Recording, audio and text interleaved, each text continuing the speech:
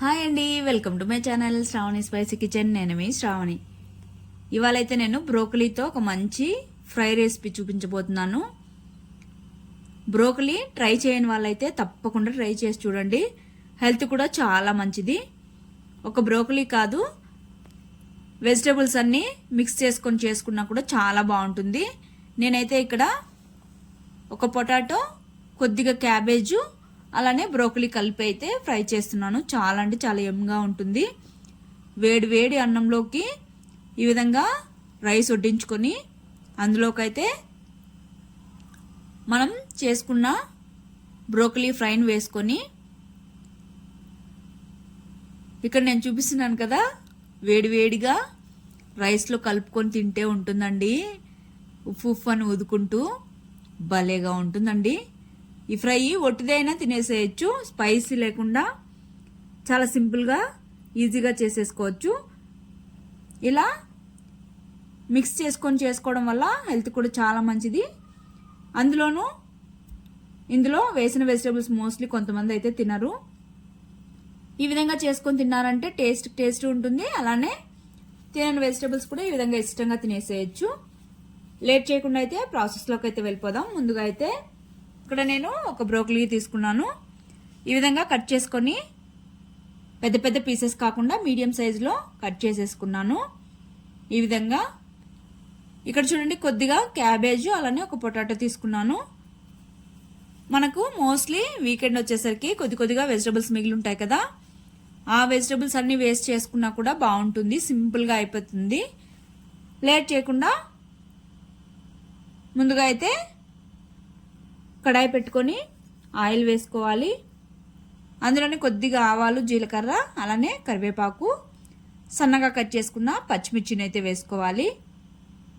ఈ పచ్చిమిర్చి అనేది పొడవుగా అయినా కట్ చేసుకోవచ్చు, కాకపోతే ఈ విధంగా కట్ చేయడం వల్ల తినేటప్పుడు మధ్యలో కారంగా బాగుంటుంది టేస్ట్ అనేది. ఆ తర్వాత ఆనియన్స్ అనేవి సన్నగా కట్ చేసుకొని వేసుకున్నాక మంచిగా బ్రౌన్ కలర్ వచ్చేంత వరకు ఫ్రై చేసేసుకోవాలి. ఫ్రై అయ్యాక టొమాటో కూడా వేసేసుకొని కాస్త మెత్తబడేంత వరకు ఫ్రై చేసుకోవాలి. తర్వాత ఒక స్పూను అల్లం వెల్లుల్లి పేస్ట్ వేసుకొని ఈ విధంగా సాఫ్ట్గా కుక్ అయ్యేంత వరకు మంటను లో ఫ్లేమ్లో పెట్టుకొని కుక్ చేసుకోవాలి. తర్వాత ఇందులోని కొద్దిగా సాల్ట్, పసుపు కూడా వేసేసుకొని పచ్చివాసన పోయేంత వరకు మంటను లో ఫ్లేమ్లో పెట్టుకొని ఈ విధంగా కలుపుతూ ఫ్రై చేసుకోవాలి. పసుపు వేసాక అడుగు అంటేస్తుంది కాబట్టి మంటను లో ఫ్లేమ్లో పెట్టుకోవడం మంచిది. తర్వాత ముందుగా అయితే సన్నగా కట్ చేసుకున్న పొటాటో ముక్కలు వేసుకొని ఒక 2 నిమిషాల పాటు మిక్స్ చేసుకొని మూత పెట్టుకొని కుక్ చేసుకోవాలి. తర్వాత ఇక్కడ మంటను మాత్రం లో ఫ్లేమ్లోనే పెట్టుకోవాలి, పొటాటో కాబట్టి త్వరగా అడుగు అంటేస్తుంది. తర్వాత సన్నగా కట్ చేసుకున్న క్యాబేజ్ కూడా వేసేసుకోవాలి. ఈ క్యాబేజ్ అనేది మరీ ఎక్కువ ఫ్రై అవ్వాల్సిన అవసరం లేదండి, కాస్త క్రంచీగా ఉంటే బాగుంటుంది రైస్లోకి. ఈ విధంగా 2 నిమిషాల పాటు మిక్స్ చేసుకొని మూత పెట్టుకొని కుక్ చేసుకుంటే సరిపోతుంది. తర్వాత ఇందులోకి బ్రోకలీ వేసేసుకోవడమే. బ్రోకలీ కూడా 2 నిమిషాల్లో కుక్ అయిపోతుందండి, ఎక్కువ అయితే టైం పట్టదు. ఈ విధంగా మొత్తం మళ్ళీ ఒకసారి మిక్స్ చేసేసుకొని మూత పెట్టుకొని కాస్త కుక్ అయ్యేంత వరకు 2 నిమిషాల పాటు మంటను సిమ్లో పెట్టుకొని కుక్ చేసుకోవాలి. చూడండి, ఇక్కడైతే బాగా కుక్ అయిపోయాయి. కాకపోతే మూతను అలానే పెట్టి వదిలేయకుండా మధ్య మధ్యలో తీసి మిక్స్ చేసుకుంటూ ఉండాలి. ఇక్కడైతే మొత్తం బాగా కుక్ అయిపోయింది. ఇందులోకి ఒక స్పూన్ దాకా మిరియాల పొడి, అలానే వేయించిన జీలకర్ర పొడి, తర్వాత సాల్ట్, మీ స్పైస్కి తగ్గట్టు కారం వేసుకోవాలి.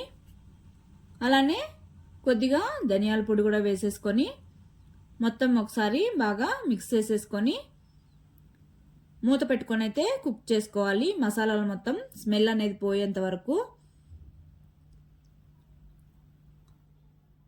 ఈ విధంగా మొత్తం మిక్స్ చేసేసుకొని మటన్ సిమ్లో పెట్టుకోవాలి. వాటర్ అయితే యాడ్ చేయకూడదండి, డ్రై ఫ్రై కాబట్టి.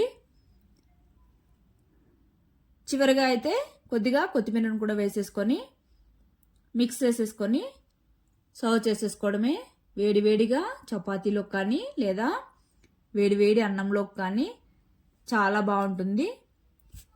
లేదు అంటే ఇంకా పప్పు అన్నంలోకి సైడ్ డిష్గా అయితే చాలా సూపర్గా ఉంటుంది ఇది మాత్రం. అందులోనూ పిల్లలు వెజిటబుల్స్ అనేవి తినరు కదా, ఈ విధంగా చేసి పెట్టారంటే మాత్రం పక్కా అసలు వదలకుండా అయితే తినేస్తారు. తప్పకుండా అయితే ట్రై చేయండి. ట్రై చేశాక మీకు ఎలా వచ్చిందో కామెంట్ చేయండి. అలానే నచ్చినట్టయితే మన ఛానల్ అయితే సబ్స్క్రైబ్ చేసుకోండి. Bye. Thank you for watching.